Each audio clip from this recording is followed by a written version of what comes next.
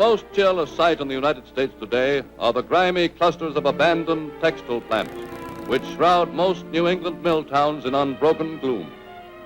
For the textile industry that built mile upon mile of New England factories has for the past 30 years been migrating slowly but steadily southward to the cotton belt, and the states where labor is cheapest.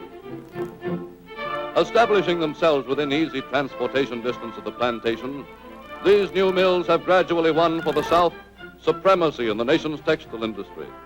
Today, outproduce New England mills 4-1.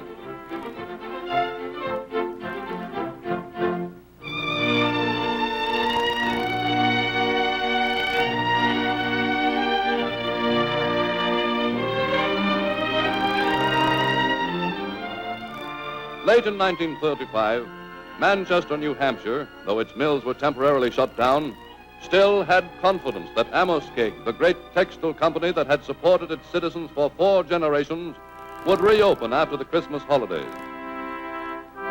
Thronging the streets, Manchester crowds, predominantly a mixture of thrifty Yankee and French-Canadian mill workers, spent freely of the savings which had accumulated from long years of good times. Then, as the city's leading newspaper prepares its Christmas edition, to publisher Edmund Jewell comes grim news. Well, Bob, here's your Christmas story. Amoskeag's in bankruptcy. Off the presses rolls the dismal news that the end has come at last to the mills which, since 1805, had provided work and homes for most of Manchester's 20,000 families, all of Manchester's 17,000 textile workers.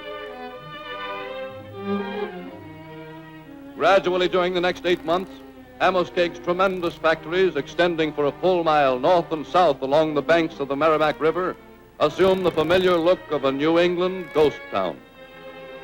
Belatedly, Manchester, its one major industry gone, feels the full impact of economic adversity. The mill families, their savings exhausted, turn to relief and charity. Then in August 1936 comes the familiar, inevitable epilogue to industrial failure. Amoskeag will be offered to the highest bidder.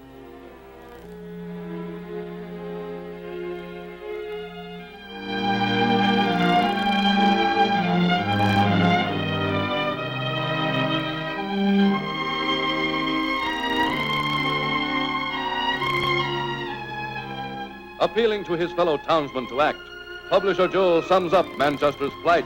For almost 150 years, Manchester has been a one-industry town. If we'd had 20 different small industries instead of one big one, Manchester would not be faced with ruination today. Next day, Manchester businessmen, led by their ex-mayor, Arthur Moreau, finally agree the time has come for action. If we can get the ownership of Amoskeag where it belongs, right here in Manchester, perhaps we can do something. Whatever we do, we've got to move fast. Before the auction can take place, the new committee appeals to the federal referee in Amoskeag's bankruptcy. Gentlemen, the Amoskeag mills are worth at least $5 million.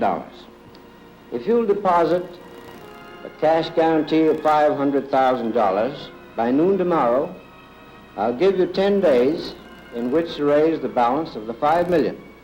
If you can do it, there'll be no public auction. Though Manchester leaders quickly raised the option money, to secure the rest of the guaranteed $5 million, the new promoters organize a Save Amoskeag drive. First canvass Manchester, eventually all New Hampshire. But at the end of 10 days, without once leaving the state, their job is done. For the first time in its long history, Amoskeag becomes 100% New Hampshire owned.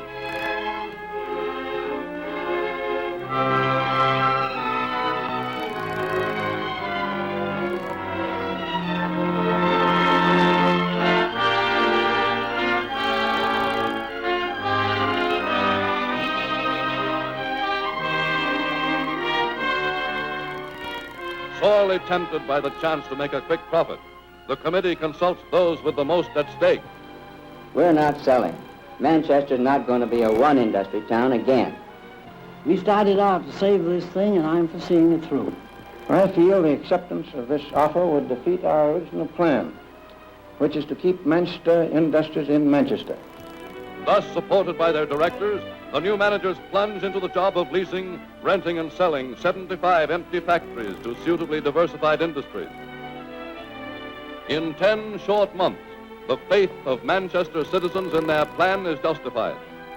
Into the old abandoned textile plants moves one new company after another. Back to work in a revitalized Amoskeag go thousands of long unemployed workers, most of them former Manchester mill hands.